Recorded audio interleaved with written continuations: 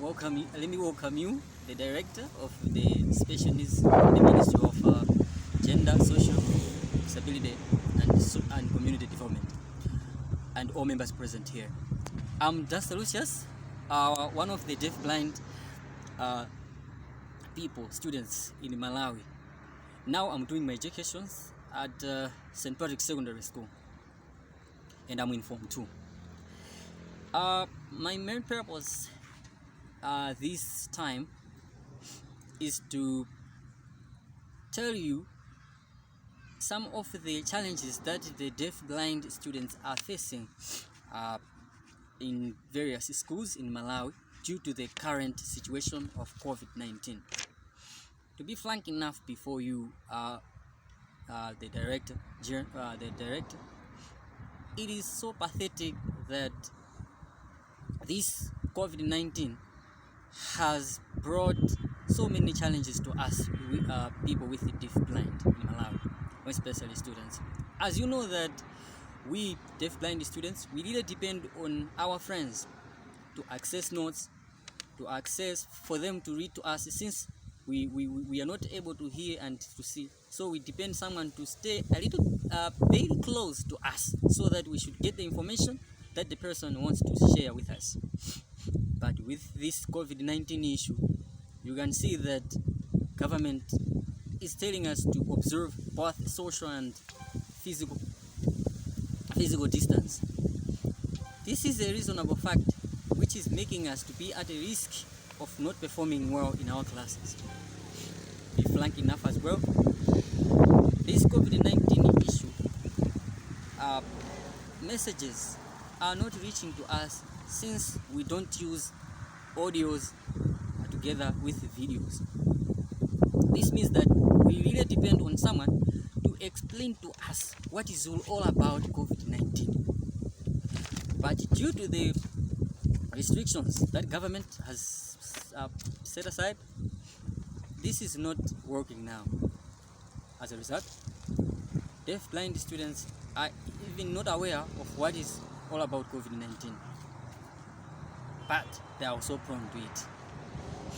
We would like to make this request to you, the director, that if possible, may your ministry consider us with some of the materials that we can use to ease this, to avoid the challenge of depending on our friends.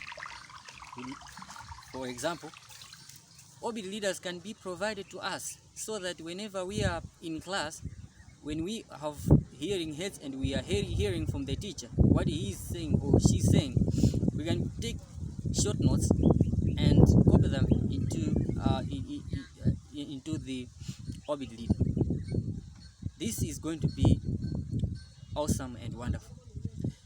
I would like also to tell you that if most of the deaf-blind people or students live in rural areas. To be frank enough, we don't have the resources for ourselves to pursue careers. To be honest with you, with this COVID-19 issue, students are feeling organizations stopped maybe funding some students due to the pandemic. This has also made deaf-blind students to suffer from the same problem. We would like to appeal to you, so that if possible, government should provide us with some bursaries, so that deaf-blind students should have access to education.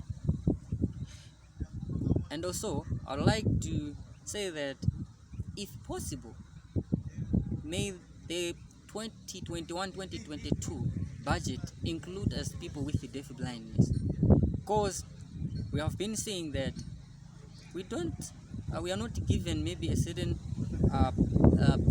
we are not budgeted, we are not considered, we have been not considered in the budget previously.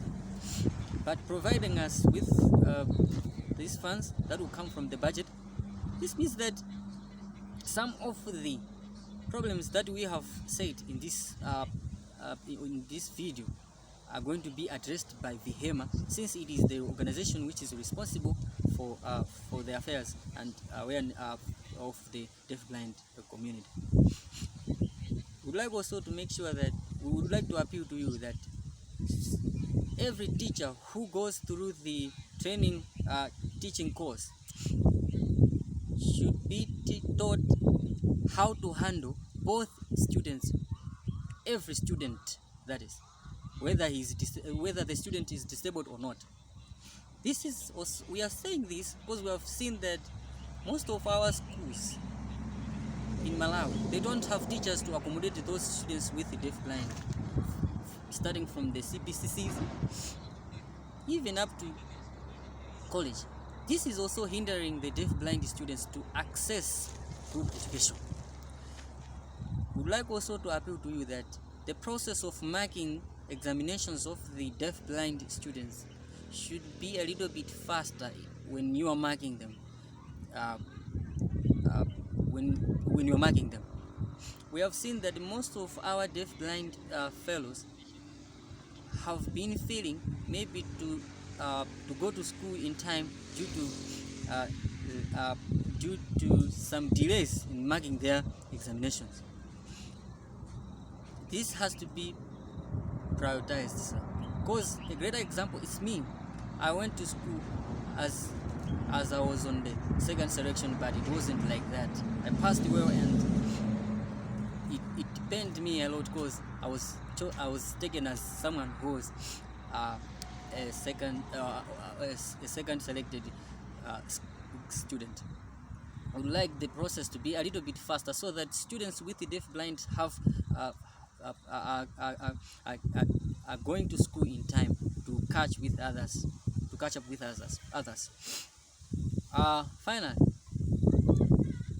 I would like also to appeal to you so that all our concerns that we have stated today are addressed. I'm one of the deafblind students who are suffering a lot when it comes to education. But I do hope that through this meeting, after having this meeting, some of the challenges that we have been encountering are going to be a little bit addressed. Not just a little bit, I think I should say maybe 50% addressed, so that we should prevent some of the challenges that are encountered by us. Education has been hit hard due to the pandemic, because we have seen some of our friends being impregnated, some of the deafblind girls being impregnated on the holiday. This is very pathetic, sir. I would like your ministry to consider all these concerns that we have addressed to you. And I hope, I'm Duster, I hope that one day all these challenges are going to be addressed. Thank you for paying attention to my speech. I do hope that things will work one day. Thank you, sir.